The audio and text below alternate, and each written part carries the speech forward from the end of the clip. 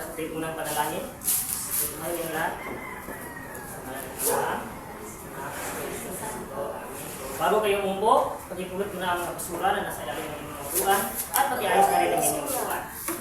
Okay, so maraming salamat. Kung gusto kayo umupo. Masa kayo mga bata? Okay naman kayo? Okay Hindi ba kayo nagugutom? Hindi na ako, sir. Okay, mabuti naman kung gano'n. So, meron bang lumiban sa klase natin araw ngayon? Wala, sir. Okay, magaling. Hindi naman kung gano'n. Ngayon naman, bago tayo umapos sa susunod na rin, eh, meron muna akong mga katanungan patungkol sa nakaraan natin ng aling. Naaalala mo ba ang nakaraan natin ng aling mga bata? Gusto maglangit? Naaalala mo ba? Yes, sir. Sa oras ng pangalan. Okay, magaling, mahusay. So, ang nakaraan natin ng aling ay patungkol sa purihin ng pangalan. So, meron ba kayong mga katanungan patungkol sa nakaraan natin ng aling mga bata? Wala na po. Wala po, sir. Okay, magaling. Mabuti naman kung gano'n. Ngayon naman, ay bago tayo dumako sa ating susunod na aralin, ay magkakaroon muna tayo ng isang laro. At ang laro ito ay tatawagin natin spin the wheel. Kung sino sa inyo ang ituturo ng spinning wheel, ay siya ang hula at sasagot kung ano ang ginagawa na sa larawan. Maliwanag ba mga bata? Opo. Nauunawaan niyo ba kung ano ang inyong gagawin? Opo. Okay, so handa na ba kayo? Handa Okay, po. magaling. Sige, simulan na natin.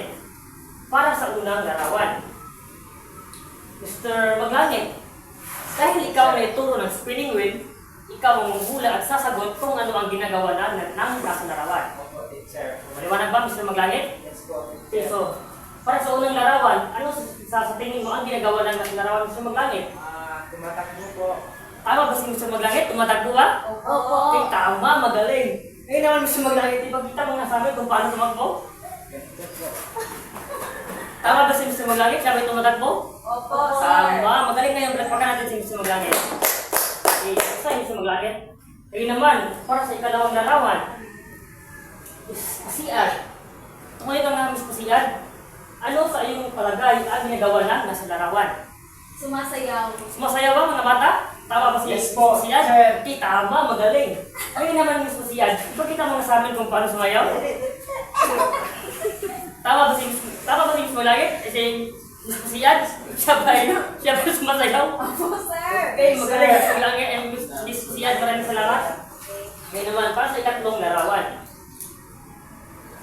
Miss Gabia, dahil ikaw nito ng spinning wheel, ikaw ang hula, sasagot kung ano ang ginagawa ng larawan. So ano ang ginagawa ng nasa larawan, Miss Gabia? Lumangoy po, sir. Tama ba si Miss Gabia? Lumangoy ba? Yes po, teacher. Okay, tama, magaling. Ay, Miss Gabia, so kita mo sa amin kung paano lumangoy?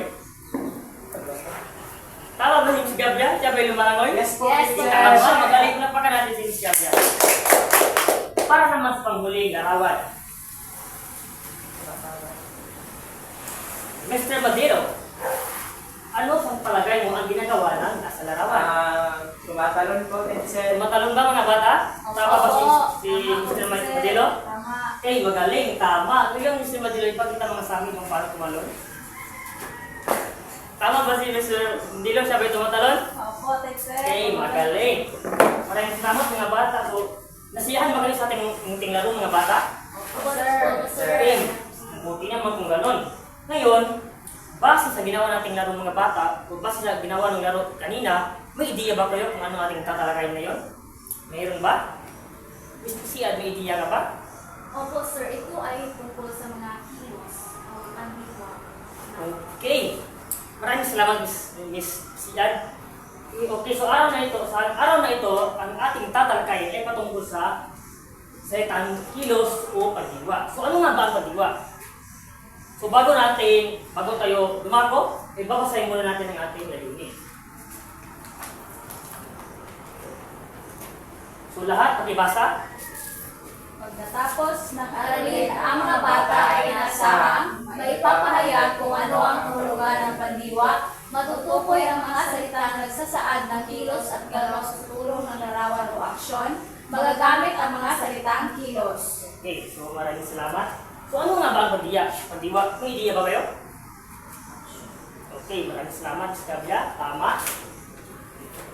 Okay, so ang pandiwa, ito ay nagsasaad ng kilos o galaw. So ibig sabihin, lahat ng ginawa niyo kanina, yung pagtakbo, yung pagsayaw, yung paglalaro at pagtalon, lahat ng yun ay mga halimbawa ng kadiwa. Kasi kayo ay gumagalaw o kumikilos. Nauunawaan ba mga bata?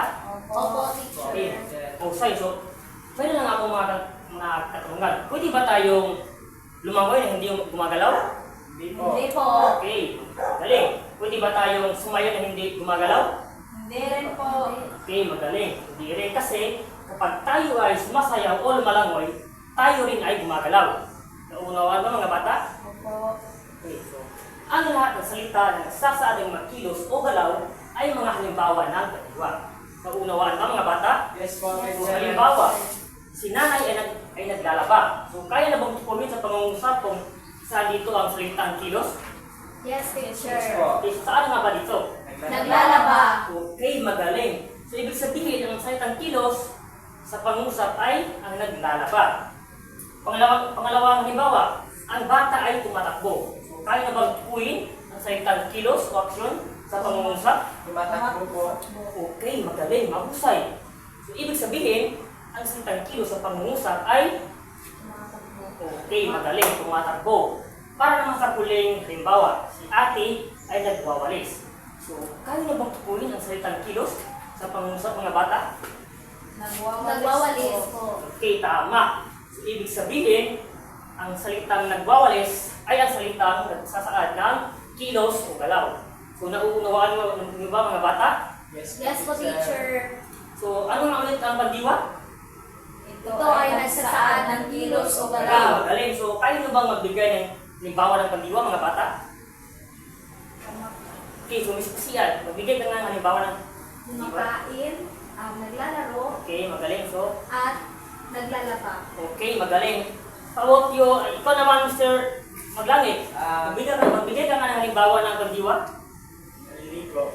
Okay, magaling. So, sino ba gusto magsagot? Miss Gabia. Magbigay ka nga ng... po, teacher. Okay, magaling, mahusay.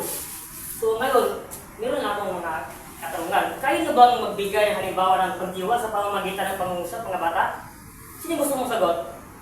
Mr. Siad, kayo mo magbigay ng halimbawa ng pandiwa sa pamamagitan ng pangungusap? Opo, teacher. Okay, so magbigay ka nga ng halimbawa, isa lang? Si Jishrel ay kumakain. Okay, tama. Magaling, lapakan natin si Miss Siad. Ikaw naman, Mr. Maglangit, magbigay ka nga ng kahit isang halimbawa ng pandiwa sa pamamagitan ng pangungusap? Si Gabia ay naglalakad. Okay, tama. Ikaw naman, Miss Gabia, kaya mo magbigay ng halimbawa? Si nanay ay nagtapanin. Okay, so magaling. So, meron pa ba kayong mga katanungan patungkol sa ating aralin mga bata? Patungkol sa ating aralin mga bata? Wala na po. Okay, so, anong ulit ang pandiwa? So ito ay nagsasaad ng kilos o galaw. Okay, magaling. So, ngayon naman, meron ako ditong 5 pangungusap. Ang gagawin nyo lang, ibilugan ang salitang nagsasaad ng kilos o galaw. Nauunawaan niyo ba mga bata? Opo. Nauunawaan niyo ba kung anong inyong gagawin? Yes po, Okay, teacher. ito. Okay, so bibigyan ko lang kayo ng 3 minuto para matapos ang inyong gawain. Maliwanag ba mga bata? Opo, Okay. So, pwede na kayong magsimula. Okay, so, tapos na ba kayo mga bata? Tapos na po. Okay, so ngayon naman ay para sa inyong pagtataya, meron ay face kukunin ko na ng inyong mga sagot mga bata. Ngayon naman ay para sa inyong pagtataya, ay nais ko lang na ilagay nyo ang salitang isinasaad sa larawan. Ito. So, bibigyan ko lang kayo ulit ng 3 minuto para matapos ang inyong gawain. Maliwanag ba mga bata? Opo, teacher. Okay, so pwede na kayong magsimula.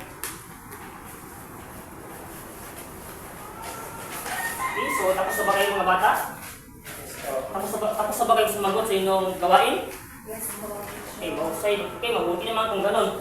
So ngayon mga bata, para sa inyong takdang aralin, nais ko magbigay kayo ng 5 salitang kilos o pandiwa. At ipapasa nyo ito pagdating sa next meeting natin, okay? Maliwanag ba mga bata? Ano naman po, sir? So, Sir? ako na lang ang titik nito. Okay, so maraming salamat.